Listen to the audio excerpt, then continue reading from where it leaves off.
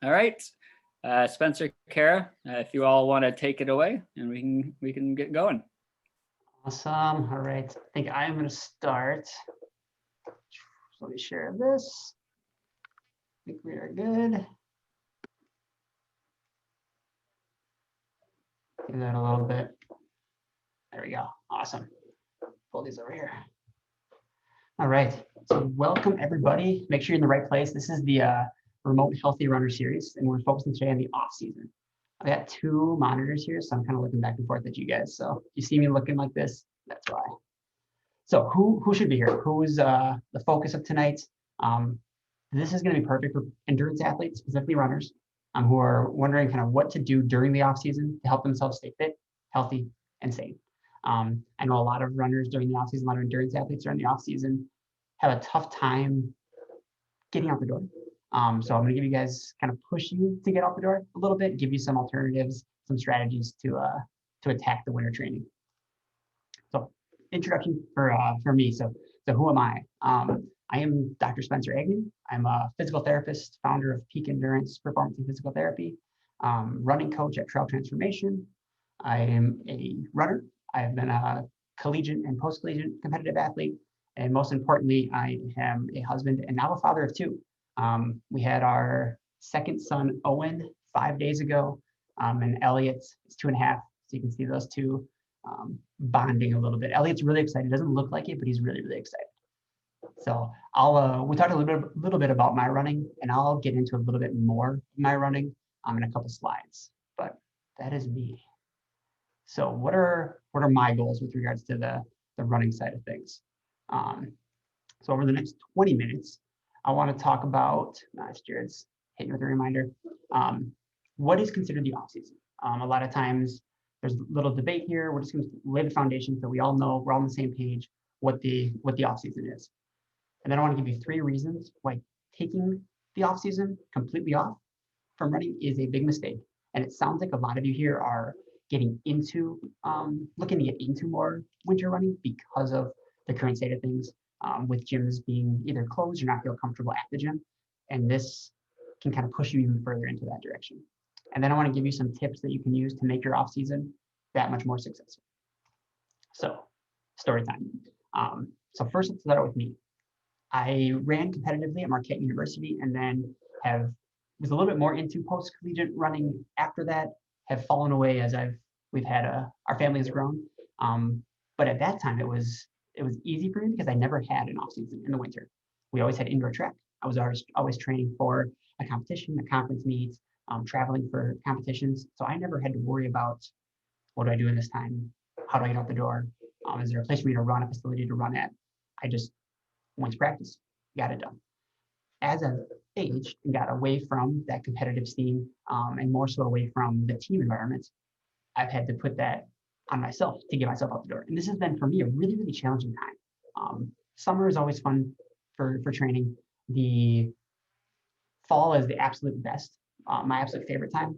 And then comes the winter, and there's no sunlight, and it's really cold, and there's fewer people to run with because more people take time off during that. So for me, it's a tough time. And I've also, as I've got into working mainly with runners as a physical therapist, found that a lot of people struggle with this time. I ask every single person that comes to the door, what are your goals with regards to your running over the next 6 to 12 months? And a lot of people have really sound goals, like they want to do this race, a virtual race or in-person race, depending on the situation where they're at, coming up. But then when we get to winter, a lot of people are like, I don't know what I want to do in the winter. I might just be taking it off. And since I come from that more competitive background, I was used to people just running in the wintertime. So it was, I definitely feel like my mileage drops a ton in the winter too. And I wasn't used to people kind of taking that dip because I was used to all of my teammates and people around me were still running fairly high mileage. We were still doing a lot of workouts and speed work and all of that. So it was eye-opening, like, okay, maybe this is something that we should talk about, and something that I can try to push people into, maybe not training at such high level, but upping the training compared to what they have been doing. So when is the off season? So the off season is a time of year when a particular activity, typically a sport, for us running, is not engaged in. A lot of times people have their off season during their 1 to 2 week break after their peak race, their peak season. If they're like high school athletes getting done with their conference, sectional, state meet, then they have a little break. But as we know with high school athletes, they have technically, we can say 2 off seasons. They have a winter season that could be off from running, and they have a summer season that could be off from running. For the rest of us, most of the time we think about just the winter as our off season. So in this situation, I want to think about, would we recommend high school athletes to take their summer off from running? Because that's their main downtime, their main off season. And most of us wouldn't, right? We would tell them to continue running. There's so many benefits, so many things that they can continue to work on to prepare for the season ahead. And I want to just kind of throw it out there to push to say, hey, if we're going to tell them that they should run, we should probably continue to do this training at a higher level, a little bit more dedicated than we've been previously. But this doesn't mean that you shouldn't take time off. We all need to relax, rest, let our mind and our body recover from the work that we've done. So take your time off. And this doesn't mean that you have to run in the winter.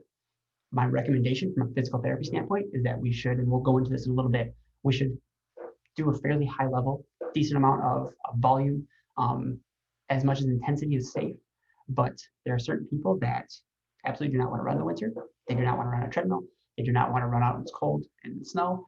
And I'm not going to tell you you have to, but I'm going to say my recommendation as a physical therapist and as a performance coach would be that you should. But downtime and time off is definitely necessary. So you got to take that as you need, based off injury, based off burnout, based off your training cycles. So these are the 3 reasons that taking the off season off is a mistake. Reason number 1 is injury risk. So this is kind of my ballpark. This is the thing that I talk to you about day after day.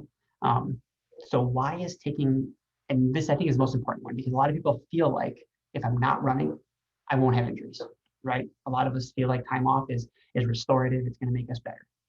And there's some truth to that, but too much time off is going to increase your risk for injury when you come back. So let's get into that a little bit. Our bodies remodel due to a response to the forces and demands that we put on them, right? So this is called the SAID principle. There's specific adaptations to impose demands. Our body adapts to the demands that we place on it. So if we continue to run, we all know we take some time off, we run, we have aches, pains, muscles hurt, tendons, joints. But as we continue to do it and work through those little pains, then our body adapts. We get stronger. We can tolerate the running more. We can do more running. We can do faster running. So our body's adapting to that from a tissue level. This is really, really, really important from a bone health level, especially with adolescent athletes. People that are younger trying to get into it are growing their bone bank is very, very, very important. So we want to continue to stress the body to be able to create that change so that we're ready to tolerate the activities that we want to do. So this is more what I would consider tissue capacity, right? How much can our body, can our bones, tendons, ligaments, muscles tolerate from the pounding day after day?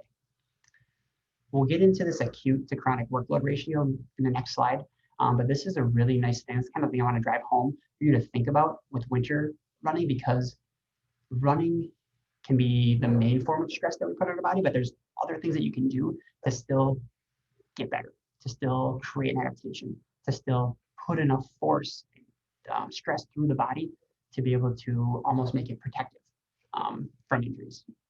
And then again, we want to talk about, we know that stress plus rest equals growth. You got to stress the system, you got to recover from it. That's going to make you better. And if during this time we do a lot of resting and not a lot of stress, there's not going to be much growth that's going to happen. And we're going to have to start back over to increase our capacity for load and our capacity for performance. So this is going to take a little bit of time. It's pretty sciencey, but this is acute to chronic workload ratio. So let's talk about the workload aspect first. So workload is your RPE, which is your rate of perceived exertion times your duration of activity. So if you took a scale from 1 to 10, how hard did you work? And say you went out for a 60-minute run.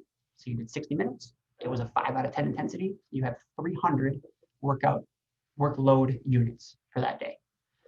Then you have to add in anything else you did. Did you do some strength work? Did you do any yoga? Was it intense? Did you do any cycling, any elliptical, pool work, all those other activities work into this as well, not just your running. So you take all those workload units, put them up for the week, and then you get your acute ratio, which is the past 7 days, the average of the past 7 days for how many workload units you got. and then you divide that by how much you've done over the last 28 days. And it gives you a ratio. And this graph tells us if you're in the sweet spot or if you're in this kind of injury risk area. So we want to do as much as possible to keep you in this area. 0.8 to 1.3 is that sweet spot that can kind of give you a little bit more resiliency, and it's more protective for injury. The off season and the winter time is probably the worst time where people let that chronic workload ratio come down, right? We don't do as much volume. We don't do as many other activities.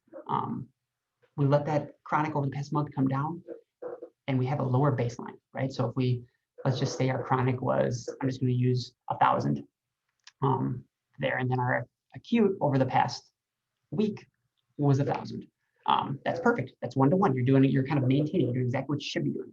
But if over the past month you really didn't do much and you're more in like that 200 range, and then you jump up to even a 500 range, you can see how that jump can happen really quickly.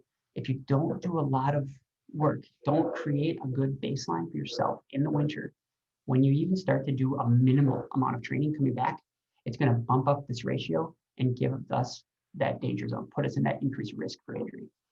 So this is, if you have questions on this, we can talk about it more and more. One thing I like to do with people is I like to document this. A lot of runners log their work. I'm just reading comments here. So I'm not sure, Alex, that's actually a good question. So Alex is wondering if the Garmin 7-day workload an accurate depiction of the acute workload. I'm guessing it is. I haven't looked into that. I'm going to, and I'll probably comment in the Facebook group to let you guys know, but I bet it is. So that's actually really nice that they give you that acute one. Now you just need to know your chronic, kind of what has that been on average over the past month. And we want it to be increasing a little bit, right? We want to gain fitness. So we want to do a little bit more work gradually over the course of your training cycle. But when you have that big drop, if you take a week, 2 weeks off, you can see how that can significantly change that ratio and really put you in that injury risk category, which is what happens in the wintertime a lot.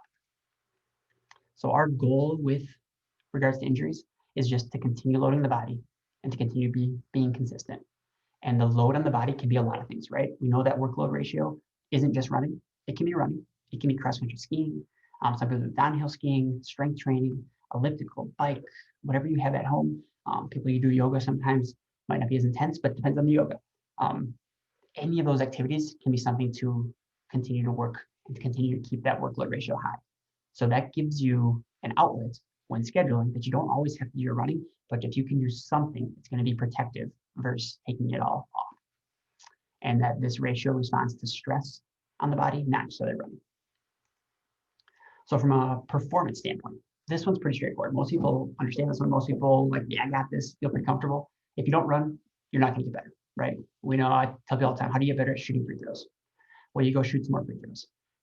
If you're playing basketball in the winter and all summer long, you didn't take any free throw attempts, you didn't practice 100 shots a day or whatever, you're not going to be as good at shooting when the time comes in a game or in practice. Like, it's going to take more time to get back up to where you want to be compared to if you would have actually set that good foundation and made a baseline during the off-season months and year-round.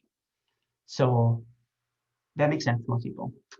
We also know that there's this short-term detraining that occurs. And some research shows that even after 5 days off, you start to see a decrease in performance, a decrease in aerobic capacity. Most of the research is talking more 2 to 4 weeks.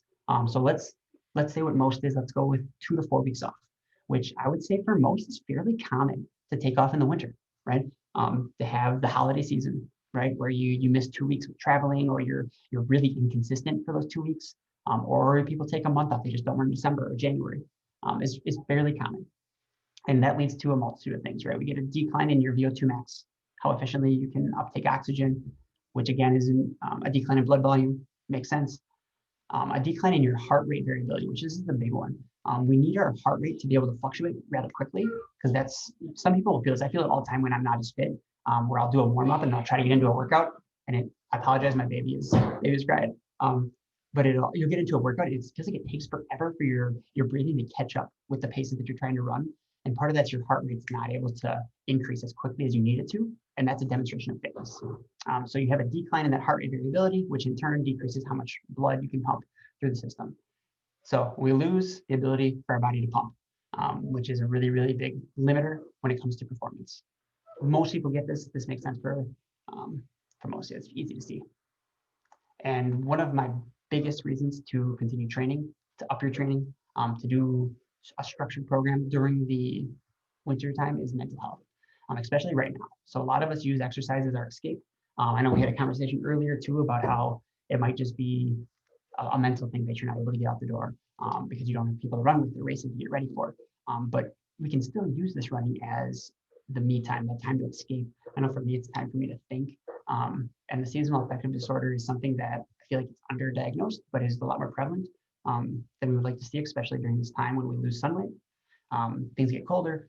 We know that that has a significant effect on people, and running or cycling or the elliptical or the pool or whatever you have access to plays a really, really big role in that. If you can use that exercise, we know that's really beneficial for your mental health. So that's the third reason that I would push you to make sure that you're getting in a good system, a good routine in the winter months. So what can you do? So, okay, your body, right, makes sense. You have increased injury risk, decreased performance, and it's good for your mental health. Those are things that reasons to push you into doing some sort of training. What can you do? So these are kind of my tips for some successful things to start doing in the off season. And number one is set yourself up for success. I get asked all the time in PT, when's the best time to do my exercises? And I'll tell them that it's whenever they're going to get done. I want you to create, find for yourself a time that's good for you.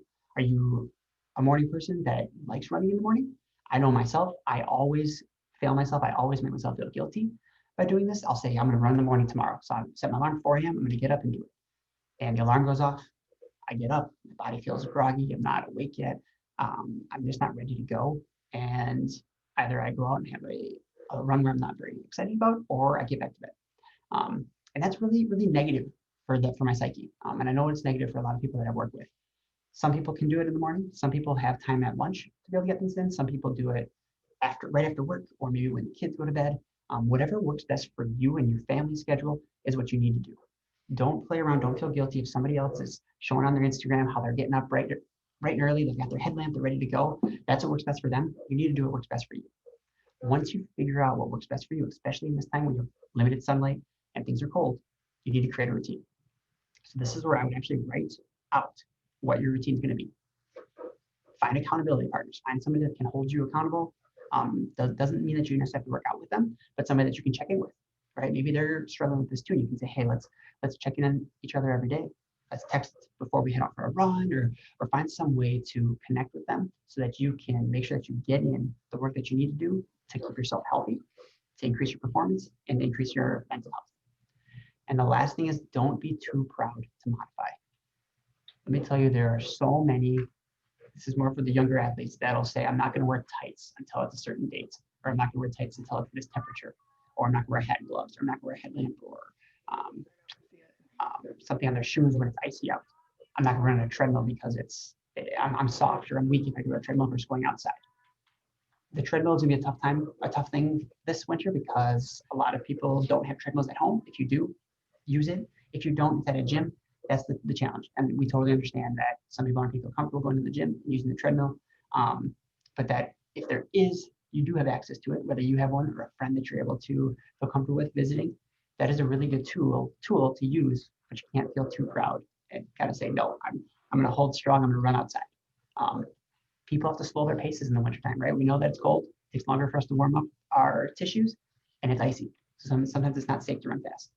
Don't be too proud to slow down. This beautiful little Garmin that we all have is a good tool, but it can be our biggest crutch, right? It tells us too much information. It tells us how our VO2 max is changing day to day, and you can't get attached to this Garmin. You have to learn to feel inside. How are you feeling? How's the body going? Listen to yourself instead of relying on something that's telling you you're going too slow or too fast. And then one of my favorite things to do, I have a treadmill, which is nice, but to split runs. So if you can go outside, it's going to happen. We're going to get a week or two where it's 0 to 10 degrees, 0 to 10 degrees out. It's icy, windy, it's crappy. Go outside, get in what you can. A lot of times I'll say I'm going to try to go get a 10-mile run, and I didn't dress appropriately. It's too cold, so I will cut back and just say 6. So instead of doing that, maybe I just tell myself, I want 10 miles. I'm gonna go try to get 4 to 6 outside, and I'm gonna finish up on the treadmill. That's a way for you to at least get the volume in. Yeah, it's not ideal, right? It's not perfect, but it's a good way for you to still get that load, get that adaptation that you're desiring.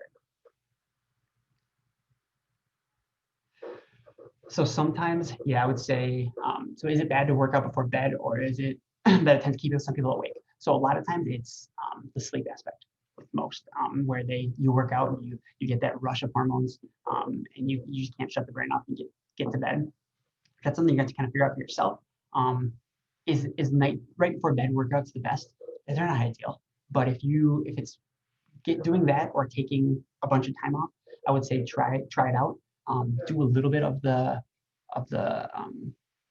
progression of it, right? An easy 20 minutes, easy 30 minutes. See how your body responds to it, and progressively increase to see if your body, one, can tolerate it, if you're still able to sleep, because like we said, stress plus rest equals growth. If you can't rest, you can't sleep, you're just going to continually break down your system. You're not going to get any better because of that. So is it ideal? No. Is splitting runs ideal? No. But it's a way for you to get it in, keep yourself healthy, increase your performance, keep yourself feeling good from a mental standpoint without sacrificing in other area of life, right? If you know in the mornings you're not going to do well, and you do it in the mornings and you skip some runs because you feel guilty, that's only going to have a negative impact on your mental health and your consistency with running and your enjoyment with the sport. So that's why I tell people to sometimes even do it before bed if that's when they have time and if that's what works best for them. And this is the biggest tip, is to stay consistent. We know from that acute to chronic workload ratio that your chronic ratio, what you've done over the past month, is really, really important. If we can bump that baseline up a little bit higher, that lets us do a little bit more in the short term with a decreased risk for injury. So if you can stay consistent, you can say 4 days a week, 5, 6, 7, whatever is good for you, you're going to get an activity, whether it be that much running, strength training, mobility work, those little things that you often neglect. Now is a good time to create that routine and get going. If you have a stationary bike, use your bike. If you have an elliptical, use that. If you can get in a pool and you feel comfortable, use the pool. There's a lot of things that you can do, but staying consistent with it is most important. That's way more important than how much you're doing. Earlier, Jared said he was running 20 minutes a day or so. That's way better than running 60 minutes twice a week, right? He's consistently putting in the work. That's the best thing that you can do. And this is important with your running, your strength training, your mobility work, and we'll talk about a little bit your nutrition. So just to review, tonight's goals were what's considered the off season. For us, most of us, it's our downtime away from running. It can be 1 to 2 weeks break. Some people take a full season off. They'll take all winter off. 3 reasons why taking that time off is a mistake, right? We know if you take time off, it increases your risk for injury, decreases your performance, and it can decrease your mental health. But that doesn't mean that some cases it won't increase your mental health. There are some people that are on the flip side, but in general, I would say those 3 things hold true. And then what are some tips that you can use to make your off-season more successful? The overarching one is stay consistent, and then define a time that works best for you and don't vary from that time. Find something that works for you and hold strong. Don't let yourself feel guilty about getting in your run when you need to. Build that routine, find accountability partners. And then once you've done that, make sure that you can stay consistent going forward. So what's next? What I'm going to do is I'm going to start to see if we can implement, if people need accountability partners or people need some strength work things going forward to build that routine. Starting next Monday, November 2nd, next Monday, I'm going to do a 1-month challenge where I'll email you guys, send you 4 emails, 2 workouts, 2 mobility workouts a week. We can do a Facebook group if people find that important for accountability partners. I'll post videos in there. You guys can comment about what you're doing. We can send messages, make sure that we're staying consistent, building that routine leading up into the winter months. Things are cold now. They're going to get a little bit nicer here in the next week or so. But if we can start that in November, then we'll really set the tone for December and January. All of this we can do from home. All of the routines that I'll send you can be done from home. From a time standpoint, some might take 10 minutes, some might take up to 30, but we'll try to keep it short so that it's more about building that consistency and building that routine. And it's free of charge. We're just gonna kind of hang out, start a routine, keep people healthy, increase performance. So if you're interested in that, shoot me a message, Spencer@peakendurancept.com. Reach out to me on Instagram or Facebook, and we can get you guys rolling with that. Eat something, yes. I think we'll talk about that soon. recovery is important. Any other questions? I've been trying to answer some of them as I'm seeing them come through. So if there's anything else, feel free to throw it down. I'm going to stop sharing my screen. We'll pass it over to Kara, and then we have time for more questions at the end. I think we'll chat. Awesome. Thank you so much, Spencer. That was super helpful. I'm going to quick share my screen, so bear with me. Okay. I also have a split screen, so I'm kind of like going back and forth, and Spencer did an awesome job of answering. And I am just not that tech savvy to be able to see the comments while I'm sharing my screen. So if I don't answer, it's not because I'm ignoring it. I'm just going to catch it all at the end because I loved how Spencer will do that, but I'm just not able to. So hopefully you can see my screen. I am Kara, and I am a registered dietitian in the Madison area. Hold on, I'm just trying to make sure that I can see you guys. Okay, perfect.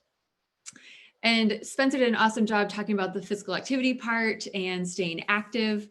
I'm going to focus on the other side of the nutrition part. So let's just go ahead and dig in.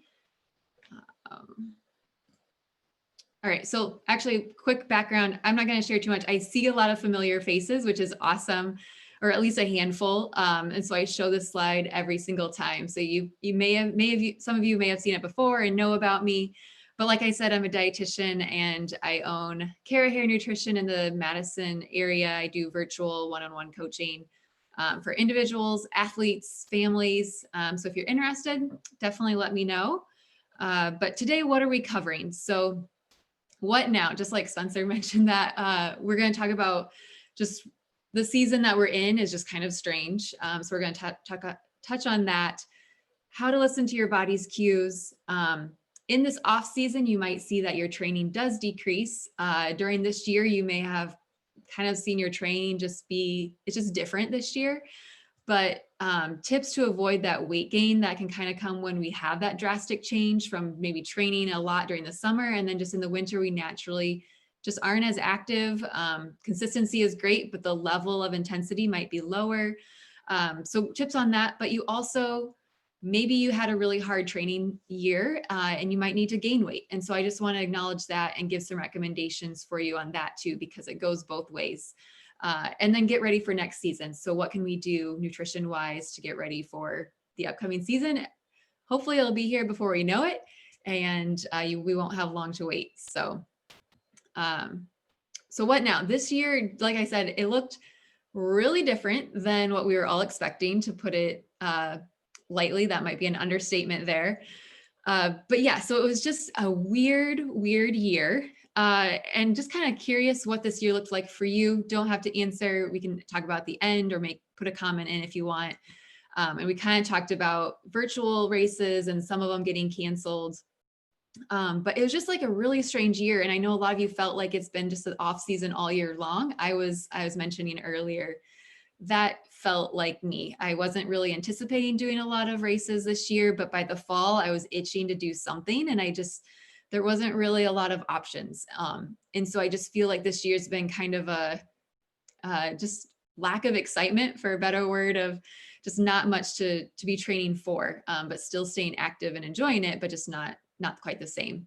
So no matter what kind of level of training you had before this, like the summer or the fall, which is a great time, you may find that you're starting to run less. Like Spencer said, due to the cold, the snow, the ice, shorter days, those get me. It's dark in the morning, it's dark at night. When do I fit this run in? And so all of those things can cause us to maybe not be training as much and not running as much. So earlier you might have heavy training and that results in heavy eating. And when I say heavy eating, I just mean more calories. It's aligning with the amount of training that you're doing. But then when your training decreases, you have drastic reductions in your caloric intake or your caloric needs. And to be honest, that big change, and it's an abrupt change too, because you go from training a lot, maybe you're training for a marathon, a half marathon, and then all of a sudden the next week you're like you're not doing that many miles anymore. And so it was really hard. I think even just personally, it's hard to have that abrupt change of recognizing, wait a second, I don't need all this food anymore. Or you get in this habit of kind of your routine. I think runners are big on routine. And so you get used to eating the amount that you currently needed for the training. And then all of a sudden it's different. So how do you handle the change? I'm going to talk about that here. So listen to your body's cues. I think as runners, we listen in a way to our body, especially like when we're running, we might notice injury or just things that are not feeling right. And we hear it, but just want to make sure that we're listening to that too. And sometimes runners were stubborn. So we just need to make sure that we're listening to when we're feeling the pain coming in. But on the flip side, or kind of to go along with that, we also need to be listening to our gut. And by that, I mean like our literal gut of what is your body needing, like stomach wise, are you hungry? Are you satisfied? Listening to our body. And that can be the best way to kind of adjust into this kind of off season time.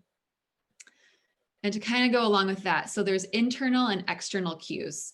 And so instead of listening to all these external cues, I would encourage you to listen more internally for what you need to be eating, when you need to be eating, and how much you need to be eating. Really, like I said, trusting your body to know what it needs, both in the training or the training season and the off season. So it goes both ways. If you're starting to train for something right now, that's great. You can also use this information for that as well. But external cues, for example, are things that are more like cultural, diet focused, like how many carbs and macros are allowed, how many calories can I consume today? It's very restrictive and limited here, if you can tell. And what can I eat, or when can I eat these foods? What food should I avoid? Whereas the internal cues are more listening or more focused on really assessing like, okay, what am I needing right now? What is my body telling me that sounds good? Am I physically hungry? How satisfied do I feel? And then how will I feel after eating that? So those are all things that you can start to ask yourself. And this goes for anybody, but especially for runners, just especially in that off season, as you start to adjust, maybe adjusting how much you need and what you should be choosing to eat. So this hunger scale is a tool that I use for all my clients. And it's a really helpful, it's very simplistic, but it's easy to understand, but it's not always easy to apply. It definitely takes practice and kind of a change in mindset, but it helps you to reflect on whether you're eating because that's just how much you're used to eating or like your habit from training, or because you're still truly hungry. So just a quick kind of explanation of what this is. So 1 through 10, 1 is where you're starving, cranky, you really can't focus on anything.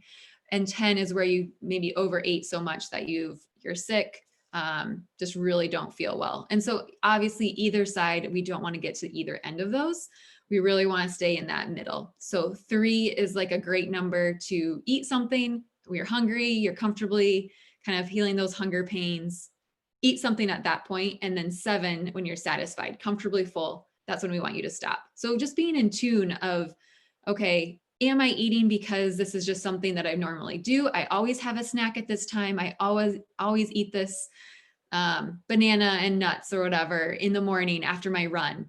But maybe if your run is less, maybe your body's telling you, maybe I'm at a 5 and I really don't need as much. Maybe I just need, I don't know, some crackers or whatever. It is an apple and peanut butter or whatever it is. It just might be less of what you normally have, and being okay to adjust.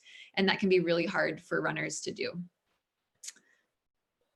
On the flip side though, so recognizing, okay, maybe I don't need as much, but also it's also important to eat when you actually are hungry, and avoid ignoring that hunger, like skipping meals or snacks, because a lot of times I hear people saying, well, I didn't get my workout in, or I didn't do anything today, or I'm less active, so therefore I shouldn't be eating as much, or I don't need that snack because I'm not doing nearly as much as I was. And so you're kind of overcompensating. And I hear this a lot just from some female athletes, especially, but it can be either male or female, of kind of using, they run in order so that they can eat. And if they aren't running, then therefore they shouldn't be eating anything. And that's definitely not true. I always say you want to tend to your fire. So think of it as like you're in a cabin and you have a fire going to keep warm, which right now sounds amazing. And we definitely need that fire to keep warm. So you keep tending to that fire. You keep adding logs in because you want to keep the fire going. You want to get that warmth. But say you went out and you're like, okay, you're going hunting. And so you leave the cabin, you go hunt and you come back and the fire is all out. You add a log in and nothing happens. Like the fire is out. So just adding a log in isn't actually going to do anything. So that's kind of like your metabolism. We want to keep tending to it, keep giving yourself that fuel that it needs in order to keep that metabolism going and working for you. Whereas if you go long stretches or you avoid that hunger, you skip those meals or not eating enough, that's when your metabolism starts to decrease. And it just is really hard to get it back up and going. So we want to keep it going as much as possible. All right, so real briefly, just some tips to avoid weight gain. During this change of season, during that off season, you may not need as many calories, but our need for nutrition and a balanced nutrition stays exactly the same. So that's why what you eat right now, kind of getting as much bang for your bite as possible, because it really makes a big difference on what we're eating, because we don't have as many calories of like fluctuation of kind of this buffer, if you will. So just some tips here. So rethink the sources of your carbs. You may need to reduce, but you don't need to eliminate. And I don't want you to hear me say that you need to cut out carbs, because that is not what I'm saying.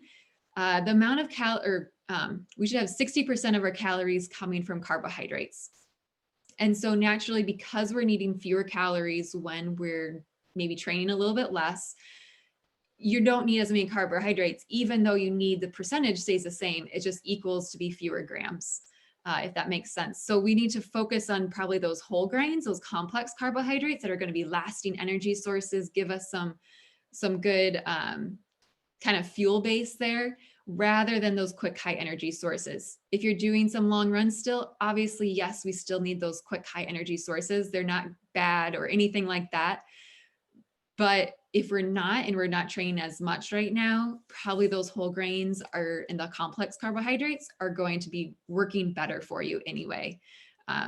So instead of having like the white pasta or the breads, or you may not need those gels or gummies as much, if you're not training as much, you would need then instead trying those brown rice or whole wheat pasta and bread.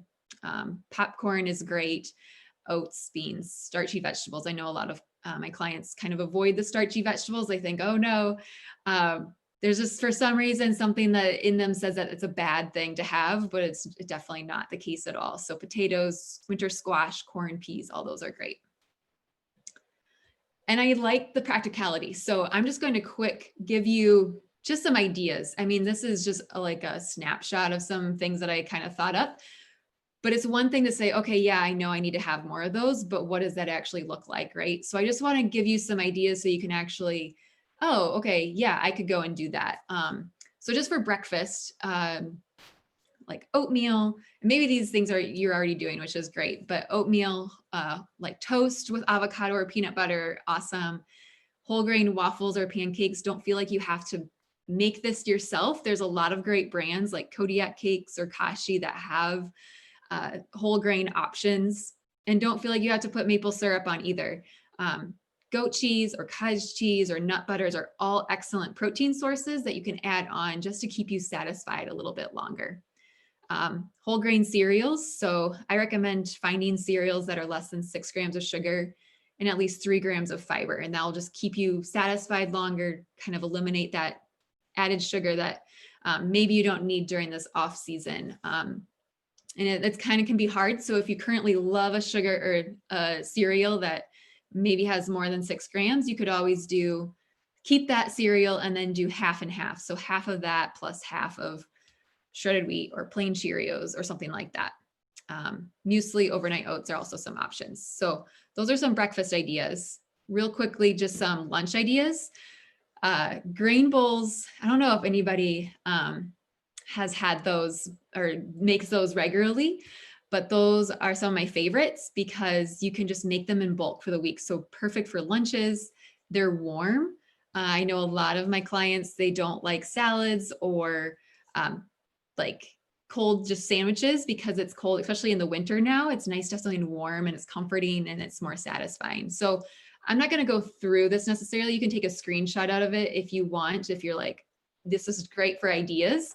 But it really incorporates that whole grain, but then it also includes all your other food groups in it too. So healthy fats, you have your protein, you have your produce, and it's just quick and easy to kind of assemble it and make it different every week. So that's another great option to try out and just keep it balanced as you go into your off season. So you're can kind of still have that meal plan, that focus on your nutrition. Other quick ideas, quesadillas, whole grain tortilla with mashed black beans, sweet potato, salsa and guac. That's like one of my favorites. Grain or taco bowl with brown rice is another kind of grain bowl. You could do baked sweet potato on top with all the toppings, curries, stir fries, all of those are great too. So if these are like ideas that you're like, this is great, but I would love some more, let me know on that too, because this is something that I talk with a lot of my clients with, and just brainstorming of what would work best for you in order to make it actually stick and actually happen. Because it's one thing to say you need all these nutrients, but then how do you incorporate that into food, right? How do you actually eat that? Because we don't always know where those nutrients are coming from or how to make it actually doable for us. So, so that's one thing of getting those more complex carbs in. And then our portion size probably needs to decrease in order to avoid that weight gain, because as we're training less, naturally it's probably going to occur where you're going to be eating less anyway, especially if you're listening to the internal hunger and satiety cues. You're naturally going to be less hungry. And with that not training as much. And I don't know about you, but I just find it kind of disappointing to adjust to having less, because I'm used to having the snack or the lunch, or just having all these options that I can eat and be hungry for it. Like that's one thing I enjoy when I'm hungry and I can eat something. And it's kind of disappointing when I'm like, oh, I want that, but I'm not really hungry. But it's encouraging to know that your enjoyment level won't be the same. So just keep that in mind if you're kind of tempted to be like, I just want this bedtime snack or this, whatever it is, but also realize that your enjoyment level won't be there. I always use like the law of diminishing enjoyment. So with each consecutive bite, you get less and less enjoyment.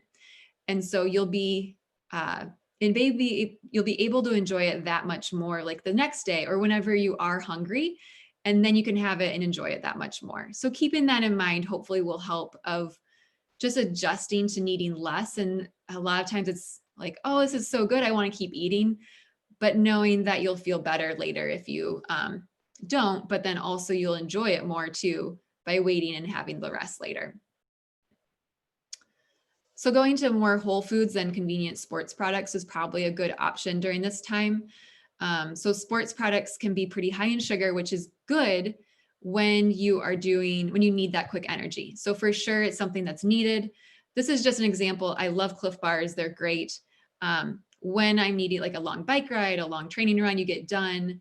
But there is a lot of added sugar in there. And so when you're not having as long of runs and you're not training as extensively, may not be something that's necessarily needed. Whereas Lara bar, RX bar, or even just nuts and dried fruit, keeping it more of the whole foods without all that added sugar would probably be a better option. Keep you satisfied longer, gives you more bang for your bite again. Another option here to like reduce the amount of convenient sports products, you may not need that protein powder or the shakes as much anymore. If you were currently doing those, they may not be necessary. If you love them, great, we can work that out, and that would be an option too. But your protein and calorie needs are also going to decrease. And so you can probably find the amount of protein that you need just in foods. And it's really not too hard to do. These are just some options that would give you that protein need without having to supplement it with a protein powder. And I also want to just say that to treat your body well too, to avoid that weight gain. So just like it's easy to get out of shape with like physically, you can get out of shape nutritionally too. And it makes it that much harder to get back into the training season for your body if you aren't eating well during the off season. So help to get back into that training season more easily, knowing that all foods fit. So the holidays are coming. Yes, you can enjoy the sweets and everything, but also just ask yourself too of how will you feel when you're eating these foods? How will your future self feel is something that I always like to ask. And just know that it's important to just be training during the off season by treating your body well. And I'll just leave it at that. But really just knowing that what you're doing now makes an impact later and makes it a lot easier to get back into things. Another thing is just start with a filling breakfast. So kind of tending to the fire, you want to break that fast, keep that metabolism up and going. And you might want to taper the size of your meals as the day goes on, keeping that main meal kind of at breakfast or lunch, and then kind of having smaller meals throughout the day. But that's, again, go with what feels best for you as well. And kind of that hunger scale of listening to your body, because everybody's individual of what your body's needs are. And then drinks of choice. So this is another thing that you might have to adjust and change as your training decreases. So choosing those unsweetened beverages more often. Maybe you don't need the chocolate milk after a short run, after a long run, or it's kind of up to you, but you may not need it. You may be able to find something else that can give you those carbohydrates and the protein that you need. Maybe you love it, and that's totally fine. I think also refraining from that congratulatory beer after like an easy run, after every single one, maybe not necessary. If you were out there doing like a January race and you were freezing, then just because you did that, I would say go ahead and have that beer because you deserve it. But otherwise, you may not need it after every single one, and just kind of think through, like, how am I going to feel afterwards? Is this really necessary? And there's a lot of other options for beverages that you can enjoy as well. All right, so real briefly, so I want to make sure we have time for questions too, but tips on the weight gain. So maybe the training season was pretty hard for you or hard on you, and you're on the other spectrum and you're like, I just need to increase my weight so that I can get back into it come maybe the spring, because that's way you're not in a deficit going into the season. You can kind of ramp back up and get back into that healthy weight range, kind of feel good, prevent that injury, and really get at a healthy place to start the new season. So again, feel free to screenshot this too. There's a lot of ideas and tips here. I probably won't I won't touch on all of these, but again, really making that, I was saying, like, making more bang for your bite for the nutrition piece, because we're not having as many calories, but also more bang for your bite in this way of more calories in a smaller package. So things that are high in fat, like your energy bites or really dense granola bars, or things with avocado, adding milk into like your oatmeal instead of water, or trying to use more cheese in meals. Those are things that you can add more calories in like a smaller package. And then having plenty of snacks kind of just throughout the day, kind of constantly trying to eat every 3 hours is a good recommendation of just staying on top of your nutrition and the calories that you need throughout the day. So again, lots of snack ideas, lots of cooking tips there if you need them. And definitely if you have more questions, feel free to reach out. I'm happy to answer those. So getting ready for the next season. I really hope that it has to be better than 2020. I'm really, at least the second half of 2021, I'm hoping it's much better. But kind of just to recap, so start now. Really is like what Spencer was saying. We really just, yes, take a break. Like, this off season is a great time to rest and recover. But we also want to find that balance of all foods right now, so we are ready when the next season comes. Remember to honor that hunger. So it's preparing you to listen to your body now, so that when your increased calorie needs come and they ramp up in your training season, you're already ready. You can already kind of adjust your needs because you're already kind of listening of what your body's needing now. Like I said, continue to stay in shape with nutrition by eating those whole foods when you can. and then just what you eat on a regular basis matters more than what you have in an occasional meal. So keeping that in mind, it's just 1 or 2 maybe off meals isn't a huge deal at all. Enjoy it. I am not going to tell you not to have a great time at Thanksgiving or whatever, Christmas, or but just know that the end goal, like the big picture here, is to just feel good, like listening to what your body's needing and find a balance of all those foods. That makes a bigger difference than just 1 or 2 meals here or there. So with that, I am done. I'm free to answer questions. Let me just see. I'm going to stop sharing so I can see if there were any comments. And feel free to, if you have other questions or anything like that, always feel free to email, Instagram, all those social media areas I am available on. So let me just stop sharing. And let me just see. Is there a connection between metabolism and the ability to properly digest food, or vice versa? Your body's going to be able to digest the food in your gut. So that can be digested, but the ability to kind of use the metabolism part of actually using it within your cells and kind of kicking it into action, I think that is the part where if your body doesn't know that it's going to be getting food, it's going to hold on to that, and it's going to be more conservative, if that makes sense. So it's not going to use the food that you're giving it and you have digested as easily, because it's kind of like a protective parent. It just wants to hold it on a little bit longer, and it's not going to be as free to actually provide that energy. And it's going to find other ways to give you the energy that you need without burning as much energy with it. And so maybe that hopefully gives you a little bit, hopefully that kind of answered your question. You can still properly digest food, but you can't use it as well once it's digested with that metabolism. And does intermittent fasting make sense for off-season weight loss? You know, I know a lot of people love intermittent fasting and it works well for them.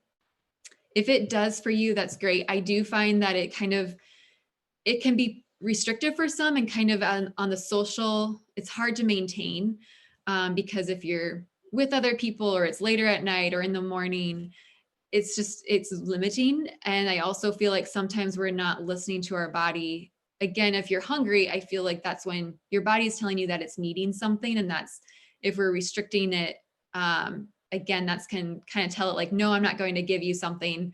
And it can kind of hold on to the food that you do get later on. And then also it can lead to possibly just more binging or overeating later because you're so hungry when you do get a chance to eat. Again, but some people really love it. And so I'm not going to say that you can't. I'm just saying it's kind of your call of how you feel and what works best for you. In the off season, I'd say I just don't want you to go out for a run when you're on empty. Like if you're doing morning runs and you start out and you haven't eaten in 12 hours, your body's more likely to you're going to have probably really poor workout, and the chance for injury and recovery might be lacking there. And then what would you suggest would repair your gut after all the high calories, fat, and high sugar foods to aid for better digestion? Yeah, so kind of retraining your gut, right? Because your gut kind of you want to just change your microbiome too in a way, but I would say what would I suggest to repair it is really just altering the foods that you have. So eventually as you start to change up what you're having, of having more whole foods, your body's going to start to adjust to that as well. And I think that's the best way to aid that better digestion. So more fiber for sure, because a lot of that high sugar foods, the high fat, there's not a lot of fiber there. And so having that fiber will definitely help with digestion. So whole grains, fruits and vegetables, beans, all of that will just help. And then it'll build up that good gut bacteria. And that will then displace the kind of the bacteria that was thriving due to the high sugar and those kind of foods. So that would be like my recommendation to start with, and seeing if that helps. Likely it will, just to kind of build up that better microbiome, and choosing those more whole grain fiber foods, fruits and vegetables will really just counteract everything that you were having. It takes a little bit of time, but actually your body adjusts pretty quickly to that. All right. Any other questions for either Spencer or I, or if you had any like follow-up questions based on how I answered, anything like that? Those are great questions. While you're thinking about that, I looked up, we had a question about the Garmin 7-day workload. So I looked up a little bit about that, and it looks like a cool system. But they're looking at your low, your optimal, or your high training kind of intensity. So it seems like it's more based on what kind of aerobic, anaerobic work you're doing, and your heart rate is going to give you a better picture of whether you're working too hard, doing too much intense activity at one time, you're not working hard enough. And it's not necessarily what I was talking about with workload minutes. The nice thing with workload minutes is it's based on your perceived effort. And we know our perceived effort has more variables at play, right? Say you had a 12-hour workday, or things are tough with the relationship or at home or things like that. That's going to add more stress, and that's going to increase the perceived effort that you had in that workout. And like we said, stress is stress. So we want to be able to make sure that we account for those other stresses in life other than just what you're doing out on the road, treadmill or track. Trails. Don't forget the trails.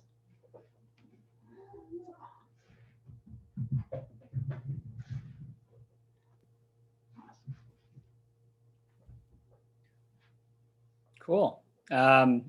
Thank you guys for all that information. Does anyone have any last minute questions to pop in the group chat? Cool. All right.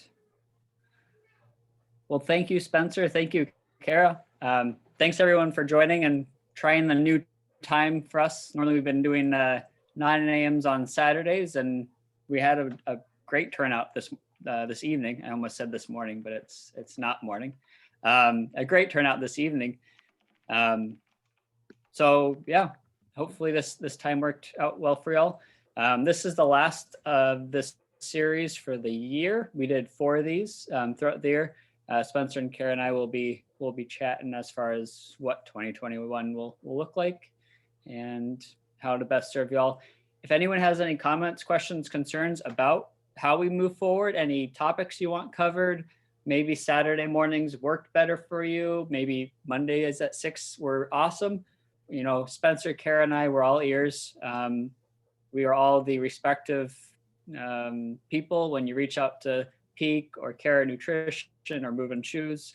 We'll be the people who answer emails and social media questions. So we want feedback as far as how the Healthy Runner series went for everybody, so we can see what 2021 might bring. Yeah, and for sure, if there are topics that you guys want to hear, let us know. We want to make sure that we are addressing the questions, themes, topics that you guys are interested in going forward. We can totally change up the topics for next year. Just make sure that we can give you guys what you need. Yeah. All right, there's already one vote for weekday night from Lisa. Thank you, Lisa. Thank you. That's good to hear. All right, well, if that's it. Thanks y'all again.